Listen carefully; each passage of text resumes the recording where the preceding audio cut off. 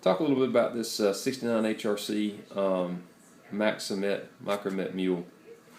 And this is the first of the 69s that I've done, and been kind of interesting working with it as far as sharpening it. Had some issues with it. I've not come to any conclusions yet because you work with something for a while, but just so far I've got about 4.5 hours into sharpening this knife. Now you can see it's I left everything rough. It is a test blade, partial tang. It's a very comfortable knife. Stock was relatively thick. It was .220, and that's just what Carpenter gave us to work with. Appreciate the Carpenter. See, I've tapered the blade, and I've taken it down. When I took it to the off the grinder, it was almost a zero. I have zeroed it on stones. What I ended up doing this morning, I did my usual diamond stones last night, and I couldn't get the edge to be clean. Now today I've got it back out and looked and worked with it and gotten better light today, and every time I thought that I had it sharpened, even right now I see a tiny bit. I can see a tiny little bit of light on the edge. So I worked and worked and just couldn't get it clean. So decided to go ahead and re-zero it again today and started on diamonds. And what I ended up doing, I went to a Norton crystalline double-sided stone that I could get a slurry on. And so I worked it with a slurry, again, flat, until I got both sides zero again. And then I started working on the final edge bevel and finally got it to almost stabilize. But what's interesting is in this back of the knife,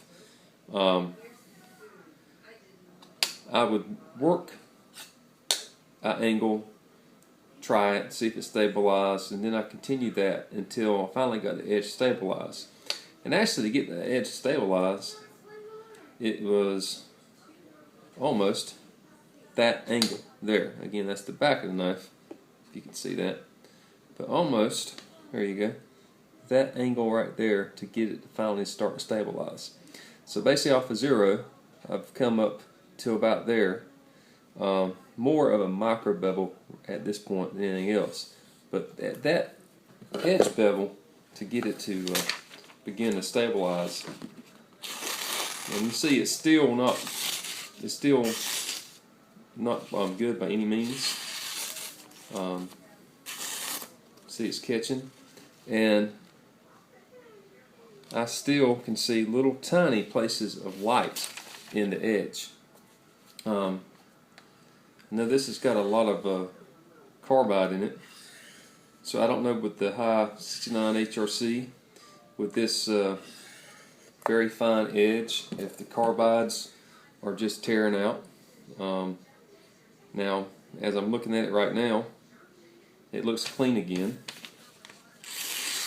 Alright, see, now it's clean and slicely. I mean, it was slicing cleanly.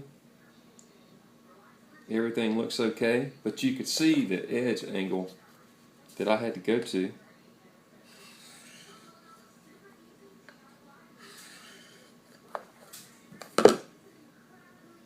do that, and that's an extreme edge angle. Still, you can see it's not